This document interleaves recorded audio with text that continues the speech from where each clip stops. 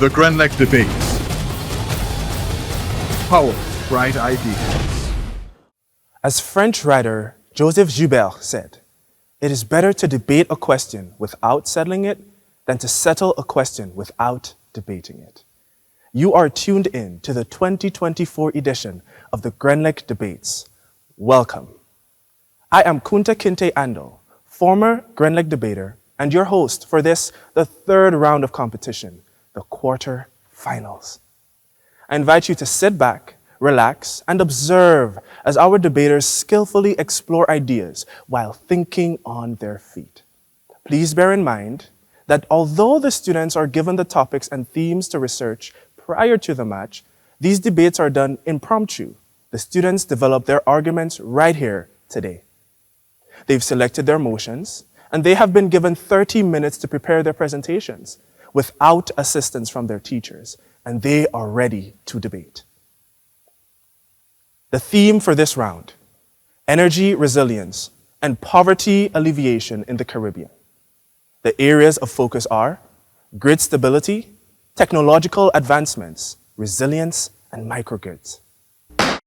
This match is between Grenada SDA Comprehensive School and Grenada Boys Secondary School. The motion is, be it resolved that Caribbean governments should invest in the research and development of climate-resilient buildings. For the proposition, Grenada Boys Secondary School. For the opposition, Grenada SDA Comprehensive School. Battling the effects of climate change does not just require basic practices and precautions.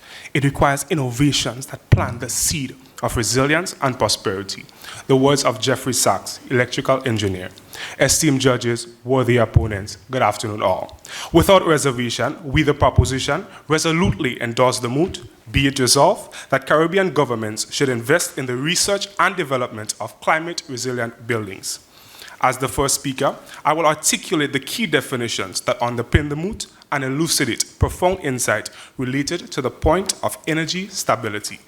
My second speaker will further corroborate our viewpoint with an incisive analysis addressing the aspects of preparing for extreme weather events and the integration of smart grid technologies in aiding buildings to be more climate resilient.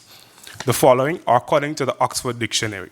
Invest means to use money to make a profit. Research means carefully studying, investigating, especially to discover something new. Development, to create or improve something gradually. Climate, the regular weather conditions of an area. Resilient, the ability to withstand and quickly recover from a hindrance. Esteemed judges, we stand at a crucial crossroads in our pursuit to take on the turbulent effects of climate change. And because of this, we cannot ignore that we are faced with the pressing issue of energy instability. Opponents, many of our energy systems and climate mitigation practices and how they are engineered into our building infrastructure were established decades ago and designed to meet the demands of a different era.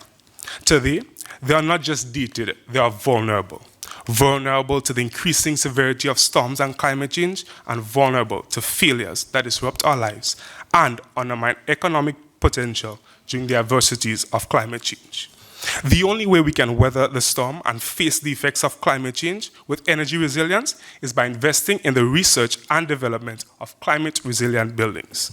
Esteemed judges, should we continue to exist in a community, in a region where power outages bombard us during the peak seasons of our hurricanes, where businesses struggle to operate and families live in uncertainty?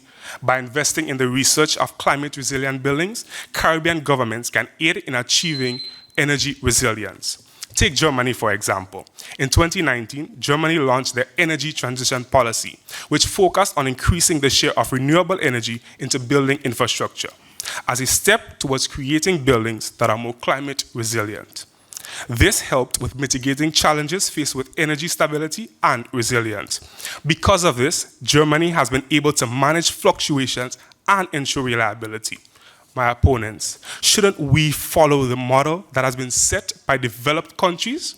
My worthy opponents, facing the effects of climate change without investing in the research and development of climate-resilient buildings It's like trying to build a house on sand. It simply won't stand. I thank you.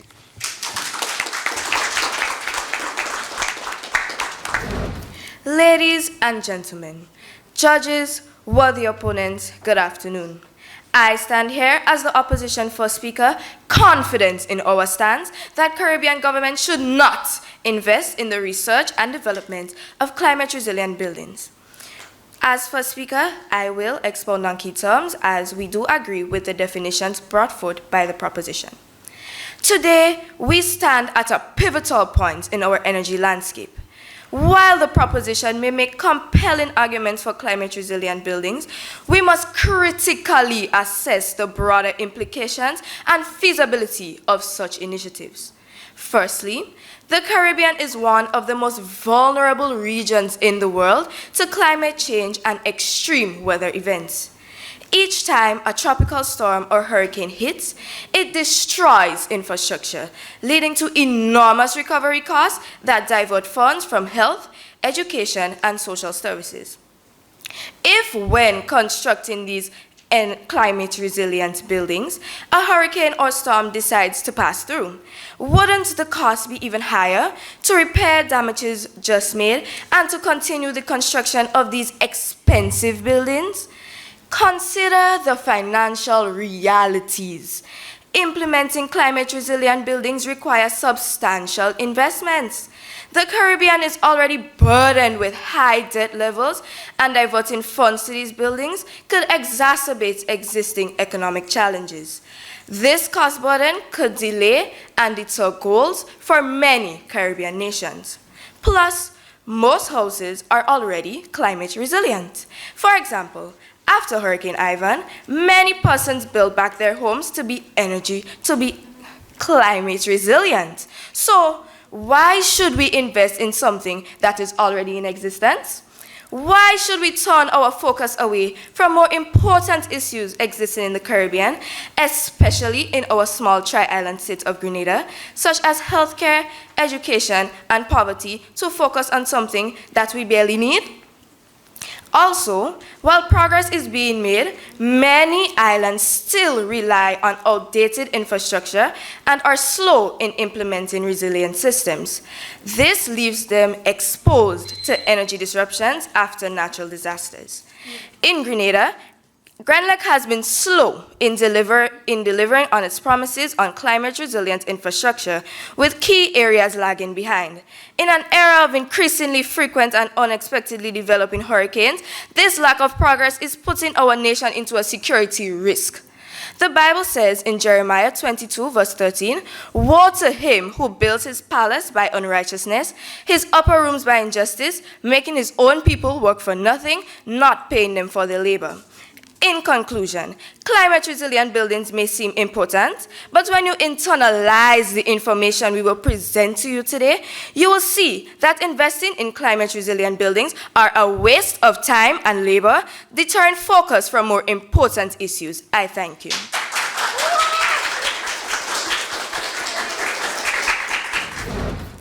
Good afternoon, all. We, the proposition, hold steadfast with unwavering determination, wholeheartedly supporting the Moot. Be it resolved that Caribbean governments should invest in the research and development of climate-resilient buildings. As the second speaker of the most luxurious of proposition teams, I present myself before you to dismantle the malicious and erroneous claims made by the outmatched opposition. While enriching our already invincible argument, allow me to present before you, esteemed judges and attentive audience, my two-course meal surrounding the 2 points of preparing for extreme weather events and integrating smart grid technologies in aiding buildings to become more climate resilient. To initiate my argument, I present before everyone here the opening dish of my two-course meal, preparing for extreme weather events. The Caribbean is one of the most vulnerable regions to extreme weather events, including hurricanes, floods, and rising sea levels, issues which boldly show that climate change is intensifying. A pivotal example of this can be found in Puerto Rico.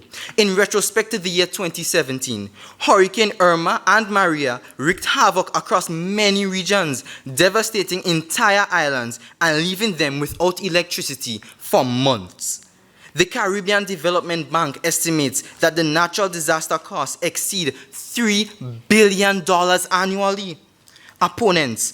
Opponents, these costs can be easily reduced if we were to implement climate-resilient buildings to combat these climate-related issues. I ask, isn't this the correct step for our Caribbean governments to take?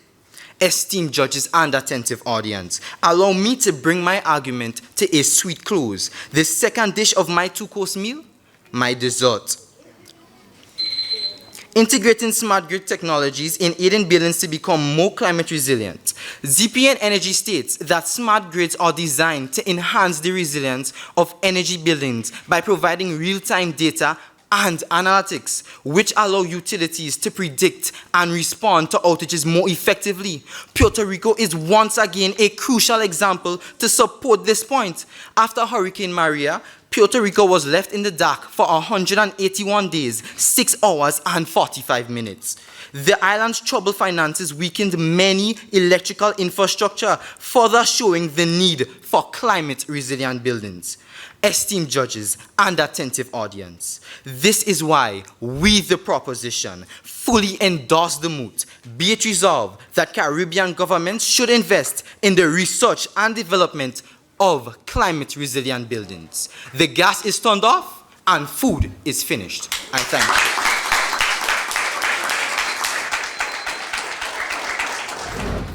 Speak up for those who cannot speak for themselves, for the rights of all who are destitute. Speak up and judge fairly.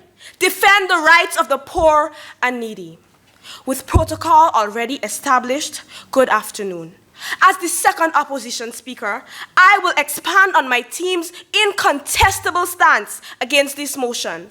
Judges, while the proposition stance may portray this rosy outlook, we must critically assess the facts of this motion. The Caribbean is a region that we all know is extremely susceptible to natural disasters. And while the proposition's unrealistic optimism in the motion seems plausible, it is simply unfounded. As the Bible text I quoted stated, we must speak up for those who cannot speak for themselves.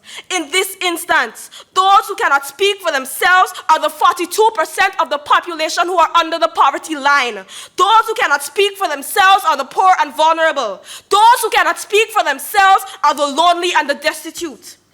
Audience, my worthy opponents speak of investments. They are not considering the regular man. There are a plethora of homeless individuals who are left to face these natural disasters without the basic necessity as a home.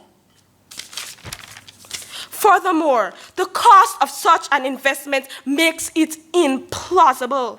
As my first speaker stated, the Caribbean does not have the funds for such an extensive investment. Grenada, like a number of other Caribbean countries, is very financially constrained.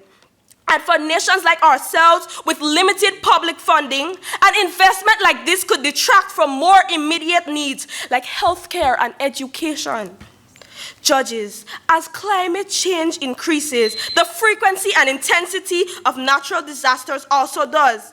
And building resilient infrastructure is increasingly expensive. And even with research and investments, we cannot control or entirely predict the weather conditions. This will inevitably lead to a destruction of unfinished and unstable buildings, which will no doubtedly be a waste of our limited funds. No, my worthy opponents, I sure hope that you do not propose that we go into this expenditure without the access to adequate funds and pray for the Good Samaritan Act of other countries. I think not. Not only this, but looking for geographical sites and research is not only costly, but time-consuming. This is time that we do not have.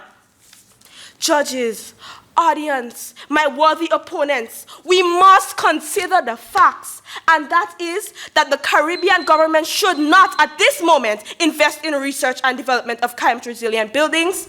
I thank you.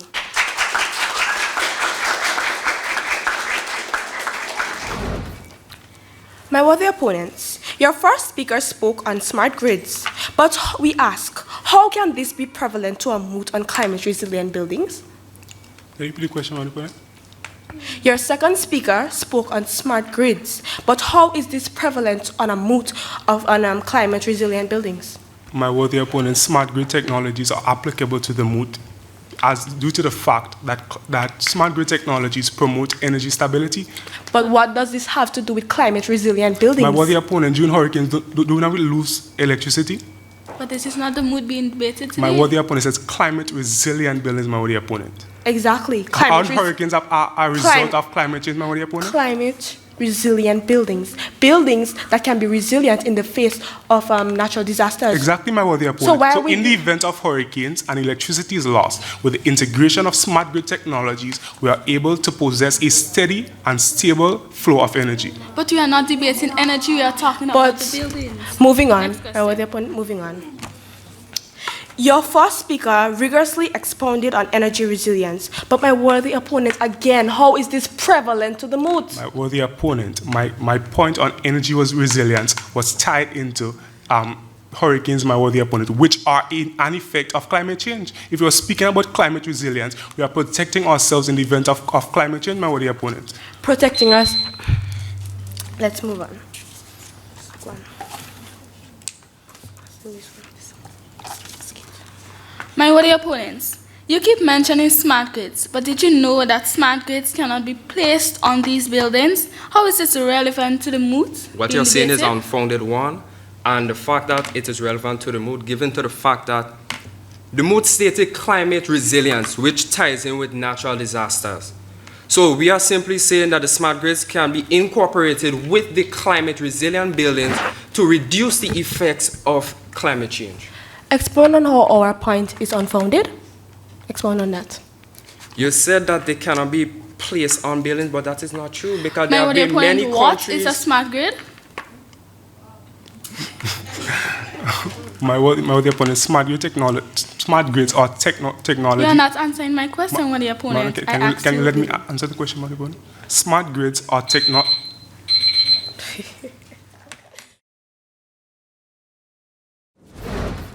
My worthy opponents, your first speaker stated that after Hurricane Ivan, persons rebuilt their homes more resilient. But where was this resilience during Hurricane Beryl, my worthy opponent? My worthy opponents, as someone living in Grenada, I think you should know what this resilience is. There weren't many houses lost, and any houses that were lost were towards the northern side of the island and in Carriacou. And after Hurricane Beryl, we quickly had funds. Some were donated. We had funds to help in rebuilding these buildings. My worthy opponent, over 90% of Carriacou was destroyed. Exactly, which we could not stop, but we built back quickly. But you're saying that we have resilience. Next question, my worthy opponent. Your first speaker stated that investing in climate-resilient buildings will be destroyed easily and result in higher costs. But how is this so when these buildings are less susceptible to damages in hurricanes? Well, as I stated in my speech, we cannot predict the natural disasters. My opponent, but how would the cost be higher if the buildings are less susceptible to damage? Because this is a long and extensive process. Building these buildings would not take one day. The research and the development and the finding of the geographical sites. Now, will the opponent allow me to answer the question? Thank you. Finding the geographical signs, this will be a long and extensive process in which we have time. My opponent, can we move on to the next question? Your second speaker stated that the Caribbean will lack the financial resources. However, over 100 Caribbean countries are protected by the Paris Agreement, my worthy opponent. My worthy opponent, why are we going to go into an expenditure depending on funds that we do not have? My worthy opponent, the Paris Agreement specifically outlines providing funds to Caribbean countries, my worthy opponent.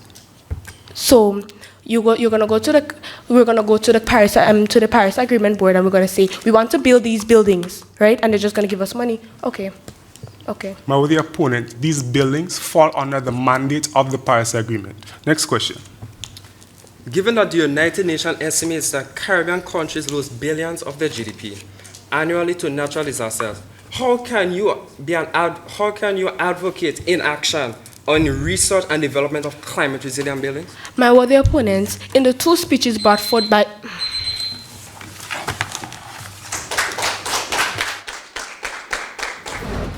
Ladies and gentlemen, esteemed judges and honorable opponents, we stand firmly in opposition of the resolution that Caribbean governments should invest in the research and development of climate-resilient buildings.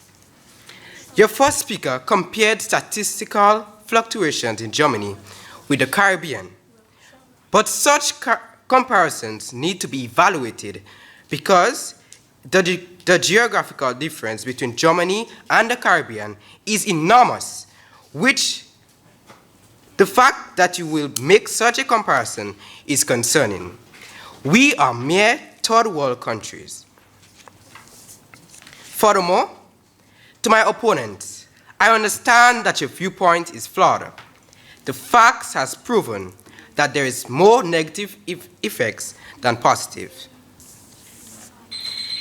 Your first speaker stated that energy stability and smart grid and energy stability, but this cannot be placed on buildings.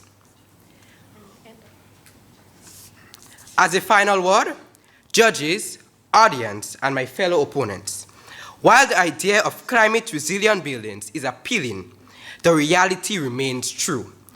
We urge you to consider the negative effects of climate-resilient buildings as we navigate our energy future. I thank you.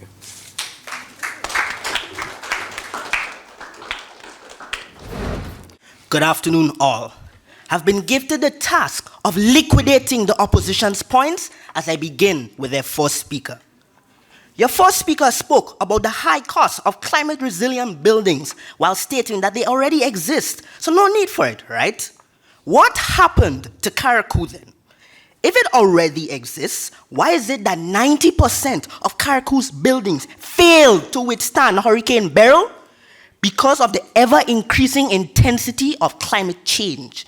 By investing into climate-resilient buildings, infrastructure like healthcare and education will stand to the unpredictable, strengthening realities of climate change, allowing for a decrease in repairs to buildings hit by the frequent children of climate change, allowing for excess national funds. Your second speaker spoke on a similar point to your first speaker, namely the cost, and particularly referencing the massive 42% under the poverty line. Opponents, as you rightfully stated, climate change is unpredictable. So why do you advocate that we neglect our vulnerable buildings that contain billions of dollars worth of equipment that can easily go to waste to a minor result of climate change? Billions gone to waste over a minor hurricane, plunging more individuals into poverty. Their money gone to the wind because the buildings storing vital equipment were not climate resilient. Your second speaker also spoke on the geographical issues on reinforcing climate resilient buildings. What geographical issues? All we are doing are rebuilding the already existing buildings in the same spot, simply more climate resilient than an inferior prototype. That being said, I stand with my team when we say that we propose the Moot, be it resolved that Caribbean governments should invest in the research and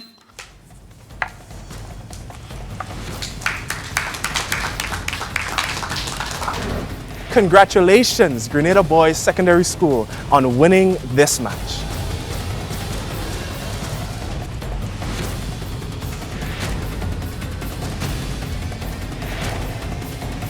That was the final match of the quarterfinals series. We thank every team and all participants, and we invite you, members of the audience, to join us on the next episode of the 2024 Grenlec Debates for complete coverage of the first match in the semi-final round.